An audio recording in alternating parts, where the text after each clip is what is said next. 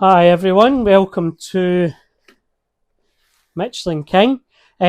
Today I've got something very special. So, strangely enough, like a lot of our products, we really owe our customers quite an accolade because a lot of our customers come up with the product ideas, which I'm just going to show you. So this kit started out as a customer request.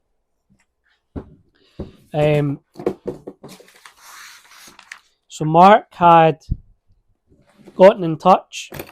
I'll just open this up and I'll flip it around. So Mark had gotten in touch. He was looking for a kit for his friend, and this is what we designed. So 3 liquids, custom car wax, and your plaque. So this is now on the website as the Lismore kit, going with the Scottish theme at the moment. So the wax is obviously it's a custom wax, so choose the colour and the fragrance and also the label as well.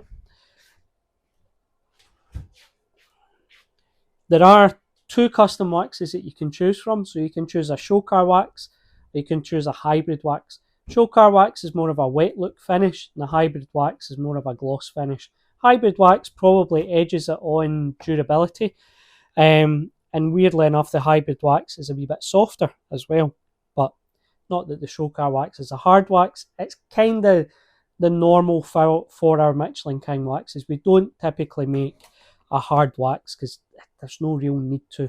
You can get a better wax if you make it another way. But again, that's a story for another day. So Mark has opted for pure because pure is a must-have. So if you've got a wax from Michelin King, pure is a must-have. If you don't have pure, it's the thing. Go and buy it now, tonight, the minute you're off work, whatever it is, get pure, because it's the thing that stands between having a pleasant wax experience to having a fantastic wax experience. It's a standalone product. It cleans the paint. So what it does is it deep cleans the paint.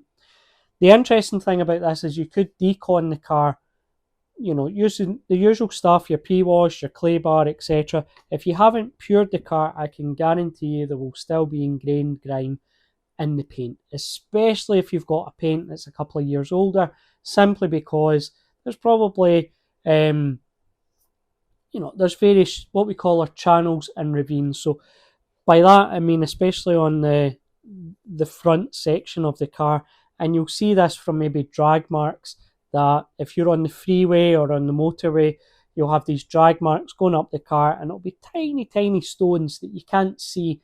But what Pure does is it gets into those areas and strips out the grime. It's kind of like it's just a deep clean, it's like a chemical peel for paint. That's essentially what's going on here. A lot of customers say to me, if I've machine polished the car and then I use IPA, can I go straight to wax? The short and sweet answer for that is I would prefer you didn't. I would prefer that you use Pure, simply because Pure will lay down, it will set up the wax for better adhesion, simply because IPA, we have no real idea of how much silicone, especially if you're using an abrasive polish, is left on the paint. You're kind of just eyeballing it, which isn't very exact. What would be wonderful, but I'm sure Nobel Peace Prize winners of, or contestants as it were, probably have got other more burning things that they're doing. But if someone could invent glasses where you could actually see if silicone was red and say that the bare paint was white, and you could actually see the difference. Again, that probably just goes into the more anal side of detailing, but this is what we do. So if I'm thinking these thoughts in my head, you need to listen to them as well. We can't both suffer. I can't only suffer in silence. This is a wonderful product. This is Wax Plus. It will give you 6 months protection with one application. Don't think of this as a spray sealant. Think of it more like a quick detailer in terms of application. don't spray it onto an applicator. That's not the way to apply this type of sprayable SiO2 product, simply because when you put this product onto an applicator, the applicator is sucking up too much of the stuff that makes it easy to apply. So, John, cut to the chase. Spray it on your paint, buff it off. That's it. Don't mess about. Don't get an applicator, nothing like that. Spray it on, very light mist, and buff it off. If you can, put 2 layers on, because like everything in your final steps, 2 layers is always better than 1, simply because it will give you a more uniform finish, more level finish, and 9 times out of 10 it will also give you a higher gloss or a wetter finish, whatever the aesthetics are of the product that you're using. And this one is Spa, so very simply just our pH neutral car shampoo. Again, if you've got your decon shampoo and stuff like that, rule of thumb, guys, only use that if you're prepared to add some more protection, because your decon shampoos are quite heavy duty and they will they're degreasing shampoos, so they will break down most of your oil-based products. So that would be things like sealants and waxes, and even some ceramics, strangely enough, don't do well with alkaline-based products, so that would also fall into your citrus pre-washes, etc. So just get the information from the manufacturer to make sure that you're not buying stuff that's could be detrimental to the paint in the long run. So one last peek before it goes. And it's going stateside, so it should be with the customer in 2 to 3 days. Obviously, or those of you that don't know, we have an agreement with the US, not me personally, but the UK. So you don't pay import duty anything below $800, I think it is. Obviously, you may be subject to local tax unless you live in the lovely area of Florida, or there are other tax havens, strangely enough, within the US that you might not be aware of. Now's the time to sell up. Some states have got higher taxes than others, but again, you'll know that because you'll know more about that than me. Now, orders. What have we got? So, first up, we've got Les. Lovely to see you back, Les. Les is quite a frequent buyer, and he has come in for one of our very nice waxes, Albert. So Albert has been extremely popular. It's just a nice fun wax for this time of year. Quirky colour, labels a wee bit different, but more than that, it's a deep gloss. Now, with your deep finish waxes, they are much more suitable to low light environments, so they will look absolutely fantastic at this time of year. I can't wait to see what they look like in spring and autumn, because typically a wax that looks really nice in winter will absolutely blow you away when the light levels come up and you're getting especially at sunset. I much prefer the sunset light than I do the sunrise. There's less blue in the sunset. Sunset's obviously more of an orangey red colour, and if you've got a darker coloured car with a Carnauba wax, that's the time to take a photograph of it to show your friends on Instagram or whatever, any of these delightful social media channels. So, what have we got here? This is an interesting one. So this is from Ian. So this is a new wax called Clan. I shall walk around and demonstrate the labelling. Those of you with good eyesight will see that this says Jamaican. So I'll just read this out. Ian put in the notes, can I have my Clan wax coloured as Jamaican, as per the Jamaican National Clan Tartan, registered with the Scottish Register of Tartans, please? Absolutely, Ian. No problem at all. I love this wee project because I was not aware that there was a Jamaican tartan, and it looks absolutely fantastic. I really like it. Quite nice. It incorporates the Jamaican flag colours. Interesting fact, I knew about this before I knew about the tartan thing. there are a small group of people in Jamaica that are called redlegs, and interestingly enough, these are Scottish people because we all burn, and when we go on holiday, we're not used to the sun, so we turn a crispy red colour, and I presume that's where the tartan type of thing, because wherever the Scots go, we always have to have one or two things, and that's a Scottish bar and a tartan or bagpipes as well. So very interesting. And probably because using natural oils and things like that, you find out all these bizarre things like carrots, for instance. The native carrot, as it were, originated from Afghanistan, but they weren't very edible. So what they did is they modified it to what we know now as the orange. But there is a name, and it escapes me just now. I don't know if it's the same as tomatoes. You know how you get heirloom tomatoes? I can't remember if that's the right name or not. It's probably not. And you'll all get a laugh when this video goes live. But the original carrots were totally different, kind of more like roots, because that's what they are, I guess, a root vegetable. All different colours as well. So you get purple and blue and whatever else. So very, very interesting. And the only reason behind that is because when we are looking for specific ingredients, we try to go back to the original. So like blueberry, that would be the more residential friendly version, but bilberry would be your wild. So when you get that, like cultured garlic is not the same as the garlic. You can even find wild garlic in Scotland. Again, you sometimes walk through the forest and you think that garlic bread was a bit strong that I had the other day, but in fact, it is little rows of garlic that you've probably stood on as you're walking around. So there you go.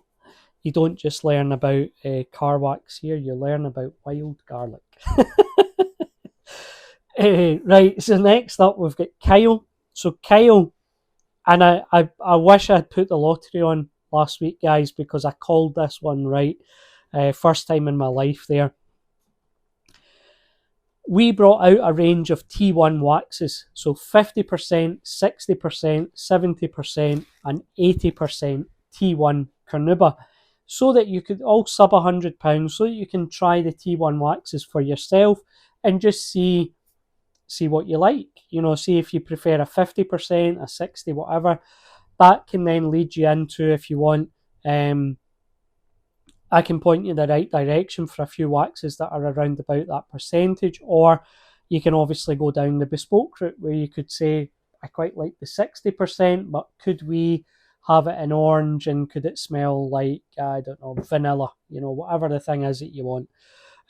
So Kyle, he's come in straight away and went for the 80. And what I said, and if you check back the last video, you'll see this, I think what people will go for, because they're all the same price, is people will either go right to the top at 80 or they'll start at 50. Now, there is no difference in terms of, there's a perceived, one of the issues that we face with T1 content is there's a perceived value attached to the T1 content. And that's absolute nonsense. Mainly because T1 is one of the cheapest ingredients. For us it is, because T1 is the cheapest ingredient, say for instance, than Lily, Samaya, Rory, Ranach, Montgomery, basically all of our luxury waxes, because you're looking at £20 for a kilo roughly for T1. Again, it's the same thing. If you look at our luxury waxes, the carrier that we are using is about 13 times your standard petrochemical carrier. It's a far nicer carrier because it actually cures on the paint. So instead of having a huge percentage of your wax flash off and not really do anything, aside from carry the wax onto the paint, you've now got a wax, and this is why the waxes look so good, is because you've now got a wax where the majority of the ingredients, and you see this in like shampoo adverts and they say active ingredient, you know, they've put in a drop of olive oil. or whatever it might be. And again, it kind of harps back to that same thing. You go to the supermarket and you see apple and mango juice. You think, well, that looks quite nice. You turn the label round, mango juice 5%, apple juice 95%, and you think, oh, it's really apple juice that's had a wee dance with a mango, and then they've put it in a bottle, so there's very little mango. So again, you're kind of looking at the same thing where you're looking at those active ingredients. So the active ingredients are much more important than what the stuff that will essentially flash off. So again, depending on the wax that you're buying, we do offer petrochemical waxes. They tend to be the sort of sub £70-80 type of stuff. And then as you go up and up, the petrochemical becomes less and less, and you get better and better in terms of the quality. So it's certainly, and it's been designed that way, guys, so that if you buy Samaya, for instance, which is the best wax that we offer, it depends again what you like. Samaya is the wettest wax I've ever seen. It's incredible. It's really, really nice. So if you were to compare Samaya and lavender, my thoughts would be you would definitely see the difference with Samaya because it is so good. Even though lavender's a wet finish wax, it's just not of that league. Think of it like, cars are easy because we all love them, or bikes, or anything with an engine, planes. Think of it like this.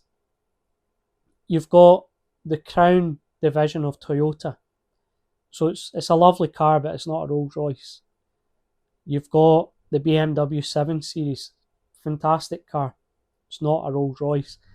I don't think, in terms of your executive type of luxury cars, even the Maybach, that type of thing, there's nothing that really comes close to the Rolls Royce in terms of all-round quality, in terms of the sourcing of materials, the standards to which they hold themselves to. And it's the same thing.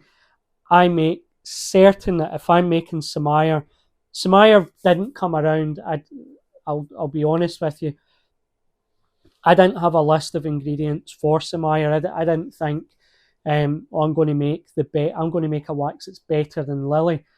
How Samaya actually came about was a couple of ingredients came through that were new to us. We hadn't used them before. We couldn't get hold of them, some of the stuff before.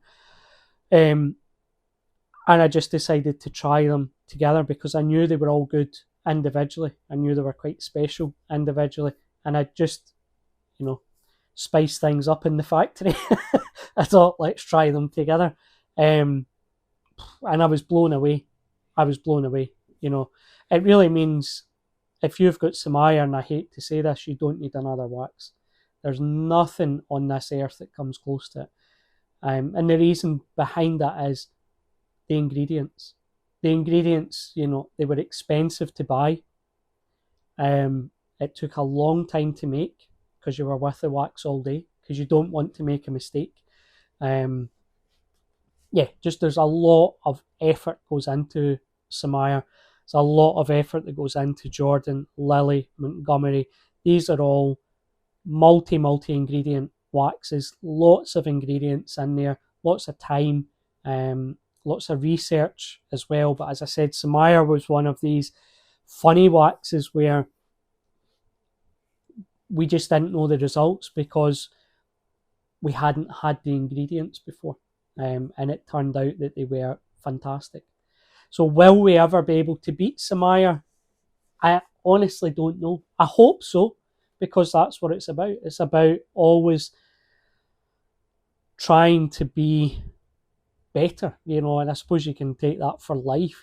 Every day you just try and do a wee bit more. You don't buy into the Instagram and the Facebook stuff, guys. I know that most of you that buy from us are of an age where you're aware of that, but I do worry about the younger generation and what they're seeing. We know influencers and we know these guys where it's not their cars. you know, it's, and lots of people, we all lease. I lease my vehicle as well, or not this one that I've got, but I did the last one. There's nothing wrong with it. It's a choice that you make. Um, but sometimes the videos, and it is for clicks, what you're seeing is, take it with a pinch of salt. You know, it's most people's lives are not as straightforward. And you see the rise and fall. It happens with everything. You look at the great athletes of our time. You know, they're great for such a short period of time of their whole life. Probably one that's lasted longer than anyone. But he takes his health incredibly serious. Would be Cristiano Ronaldo. You know, he seems to have outlasted. It would be interesting to see the actual figures on how long he's been at he's performed at such a high level. He's been so lucky that he's not been plagued with any injuries or anything like that. But for most traditional athletes, they get a couple of Olympic golds. You know, they compete for a few years, a few Olympics, and that's them. Whereas he seems to have spanned, you know, Messi's the same. These guys just, you know, they've obviously got a different, they're obviously human version 2.0. So, but anyway, we are wax version 2.0. So that was the interesting one for Ian. He went for the Jamaican tartan. So very cool. And I got a few more labels printed because I really liked that idea, just something a bit different. So Andrew, member of and leading chairperson of the Car Boutique. So obviously always give the guys at the TCB a shout out. It's an incredible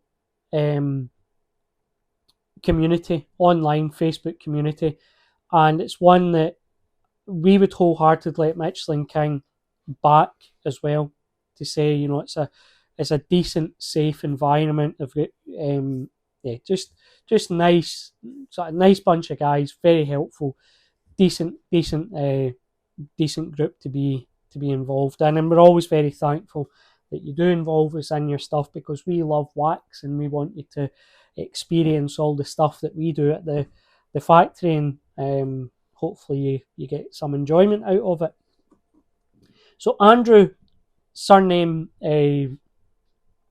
Fraser, is obviously a member of the Fraser clan. So they have two tartans. So they have their royal, or what we would call formal tartan. So that would be if you're hosting back in the day, if you're putting on a lamb shank for your clan brothers. And the other one would be your military tartan, or your hunting tartan. We'll call it hunting, but you would also use that in battle as well, because typically, and us Scots, we loved a good battle back in the day. It seems like we were fighting everyone, even ourselves. Main difference between the dress tartan, so the formal stuff, and the military or hunting, would be the hunting's typically a darker colour, just to, and sometimes it's actually difficult to see the pattern or the tartan on the kilt. So the thing, I know this fascinates a lot of international people because we wear a skirt, and it's not a skirt, it's a kilt, even if it is a little frayed around the edges. So basically, it's traditional dress, and you would have worn a kilt from basically the minute you woke up in the morning to even sleeping during the night. But it has different functions as well. So you would wear, you can go all out. So if you're getting married, most people, I didn't, weirdly enough, I wore a suit. But most Scotsmen will wear a kilt to their wedding. So they wear, and the kilt really means, if you're saying, oh, I'm wearing a kilt, it really means you're wearing the full shebang. So that will be your dress jacket, your waistcoat, your dress shirt. Normally, there's a couple of things you could go for. There's a sort of early style tie or a bow tie as well, but normally the matching tartan. and you've got a couple other things like a thistle's a traditional thing. You've also got, depends how William Wallace you want to go. You've got your sort of fabric that will come over again. That'll be the clan tartan. You've got your kilt. It does go on and on. You've got your sporn. Now your sporn was traditionally made from seal fur or something, because obviously Scotland or Great Britain being an island, or United Kingdom being an island, then we used a lot of like, for instance, to get the colour purple, you use rotten shellfish, believe it or not. So back in the day, your royals were absolutely stinking of shellfish. That's where the sort of purple comes from. Obviously, it's synthetic dye nowadays, but back in the days. So, sorry, King Charles. I don't mean any disrespect to you. It's just facts. You'd have your sporn. So your sporn would normally have your bits and pieces. Normally these days at your wedding, it has your wallet, your keys, your phone, and your money for the day. You've got your dress socks. You've also got your... Oh, I've forgotten this. That's terrible. Who would have thought? I'm just looking for the word here. So it's an ornamental knife. It would have obviously been a dagger back in the day, but Scotland, which is absolutely fantastic, we've got quite strict knife laws, which is great. So you can't have a fixed blade over 3 inches, I think it is, and obviously a dagger is over that. So it's now more of a sort of ornamental thing, and they're called a ski and do. I don't know how I forgot that, because at every Scottish wedding that's kind of made fun of, ski and do. You've obviously got your dress socks, which normally depends what you want. Most people go with a creamy colour. And then you've got very fancy shoes with wee tassels on them. They go all the way up your calf. So, but there are other, obviously, the Maasai tribe, they wear a certain type of kilt. They've got a sort of a wrap type thing, and it's a sort of tartan style. You've got Samoa. So Samoan people have a version of it. Aboriginal New Zealanders and Australians as well. So it's quite interesting. There's quite a few people that obviously share the sort of clan thing. And there are lots of different clans, and sometimes you'll share, like your surname, you could share the same clan. Fraser obviously has its own Johnston, so we were down at the borders. We controlled the ins and outs. Not very well, obviously, because the English came up so many times. So, yeah, we obviously weren't very good at what we did. And interestingly enough, I found out recently that the Johnstons were the first of the clans to receive a royal title. I don't really know the reason behind that. I don't know if it was to try and appease the royal family at the time, because obviously the royals that we've got in now are of a Germanic background, so they're not... British history is very, very interesting. There's so many turns and changes, and yeah, if you ever get a chance, very interesting. Scottish literature, essentially, as well. It's very rich history. It always amazes me, because if we have customers from the States, a lot of Americas, the newer Americas, as it were, is quite new. If you're looking at it from that way, but obviously if you go before that era, if you're looking at the Appalachian Mountains, that same mountain range, I don't know what we did in a past life, but Scotland used to be, back in the day when it was all single land before it there's a big bang or whatever, then Scotland actually shares the same mountain range as the Appalachian. I'm not saying this right. I'm sure someone will help me out here. Shares that same range with North America, which is quite interesting, because obviously you had the Native Americans before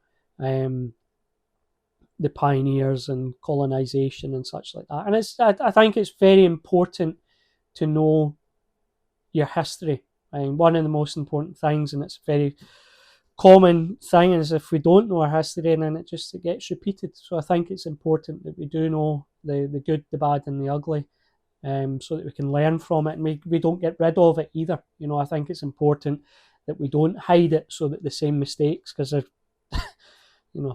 a lot of mistakes made. So I think it's very important that those mistakes are not made, especially the way that the world is right now. Unfortunately, there's obviously a lot of uncertainty in certain areas and whatever, and it's a good reference point as well, because we can see how things developed. We're not so special a race that we're immune. If something's happened in the past, there's no doubt that it will happen again if we don't make the changes. So, and I'm sure you guys probably all know what I'm talking about. But anyway, back to tartan. So there you go. So you can basically choose the tartan you want. So if you don't, if you want to be an adopted Scotsman, or if you're a member of another, if you use tartan in your own country and you want us to do that, then that would just be, a massive honour to be part of that. The other thing where this would work is for wedding favours. Obviously, they would be quite good, especially if you've got some guys that are in, women as well, guys and gals that are into their cars. Then again, it's quite nice, just a wee keepsake piece, because we do 50 mils of these as well. So there you go. What else have we got? So this order, we're just waiting on the polo shirts coming in, guys. I know a couple of you are waiting on this, so fingers crossed. They were supposed to be in yesterday, but Yodel, they beat to their own drum. I don't know. We use mainly we use UPS and so Royal Mail for domestic stuff in the UK and UPS for overseas. Obviously, we have had contracts with DPD in the past, but we find Royal Mail's working quite well. Last one for the day. This order here is Mr. Stanley. So Altitude, brand new winter wax. I have 4 left on the shelf. They will sell out by the end of this. They'll sell out by Friday, I'm sure, because it's been quite popular. England, so that's an interesting one. English wax going to a Scottish address. Something going on there. Obviously, the Scottish wax sold out before the English one. And by no means did we make the Scottish wax slightly better than the English one. But there we go. Anyway, as you guys know, I've got family from down south as well. And we were backing the boys in the recent World Cup as well. So, and my English football team is Chelsea, actually. Scottish football at the moment is absolutely dire. It's always dire when your team's not winning, but it's been a long time, so I watch more of the English stuff than I do. And weirdly enough, as a kid, probably you guys will remember this, when the Italian football used to be on, I used to quite like watching that. Just very different style of football to what we play in England. Obviously now there's a lot more international players within the English league, so it is changing, but the tempo of the Italian and the Spanish league is so different, really, really different to how we play. Probably, I don't know, temperature-wise, maybe as well, sort of seems to be a lot more bursts rather than just I say consistent, but some of the Scottish teams are not very consistent. So there you go. Scottish football, who would have it? Aurum, another word for gold. This is essentially a concourse wax that you can use in the winter. If you can use it in the winter, you can use it in the summer. Lovely wax. Very nice indeed. Albert David has went all in here. He's got all the new waxes that I like. Interestingly enough, no tartan wax, but that might be to follow. Albert. So again, this is the Royal Wax. It's the deep finish, high gloss. And that's one of the big differences, because a lot of customers will say, there's a sort of competitiveness between Glasgow and Edinburgh. I don't really believe in it too much, but one of the big differences, obviously Edinburgh is a royal borough. So if you go to Edinburgh, you'll see the architecture is quite different to Glasgow's more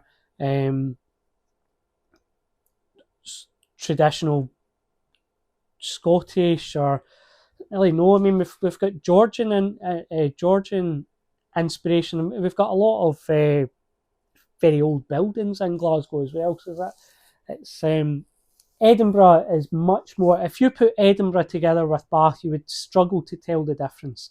So it's very much. It looks like a southern English town, and obviously Edinburgh is much smaller than Glasgow. Tiny airport as well, minuscule. I think it's just for show. I think that's where the micro machines go. Only kidding. Yeah, so it's and it's a lot more touristy.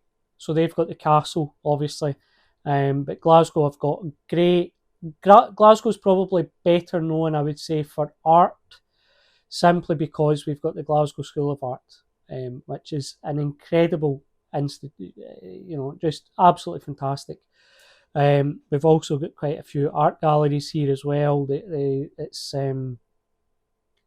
probably maybe a bit more of a working town. That's kind of what I would say. Glasgow's the elbow grease that makes Edinburgh look pretty. That's what I would say. Glasgow's the town, the sort of working town, really. We had the shipbuilding, we had the real big industry, whereas Edinburgh were milling bread and flour and putting flowers in their hair and doing wee dances. As you can clearly see which area I favour. But we do have a lot of customers over in the East Coast.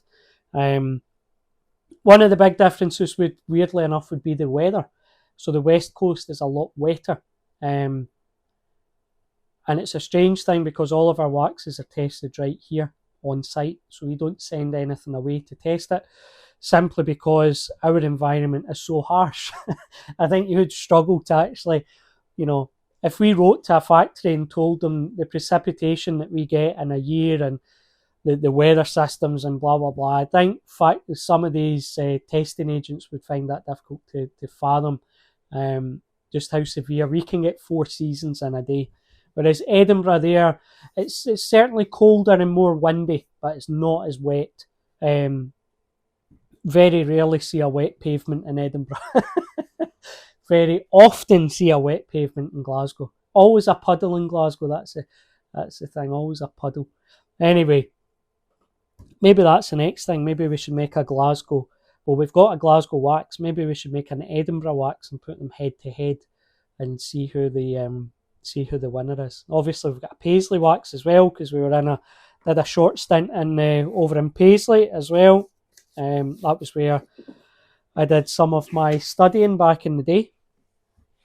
So again, quite but where we are based now, we're actually not that far from the old shipbuilding industry, and that was really the backbone of Glasgow for a long, long time. Obviously, like most countries that started in that, were now more service-based, for better or for worse. You do still see there's still quite a big military presence round about here, just because of the ships that are being built, and obviously Trident, and there's Faslane just 40 minutes north or so. That's a nuclear base. So yes, so we're hoping that all things stay calm, because if they don't, Glasgow's going to get absolutely obliterated. Because you won't take your nuclear sub back England, you want to keep it up here, you buggers. So there you go. Right, I'm off. Thank you very much for your time today. I know it was a wee bit of a quirky video, just a wee bit more natural, I guess, not so corporate this time. The other thing, guys, is if you put an order through to just now, or tomorrow, whenever you can, you get a free Club Privé sticker. So the minute you place an order with Michelin King, you automatically become knighted, so you become part of our Club Privé initiation. So basically what it means is you join the newsletter. Those of you that have opted out of joining the newsletter, you are greatly missing out on opportunities to buy products that don't always hit the website. This is why we've got such a low count of Altitude, Aurum as well, to be fair, and Albert, because they went on the website first, or they went on the newsletter first, so people got first shout, and then they went on social media. So, and sometimes it will take 24 hours between them. So that's why it's important. If you're on the newsletter,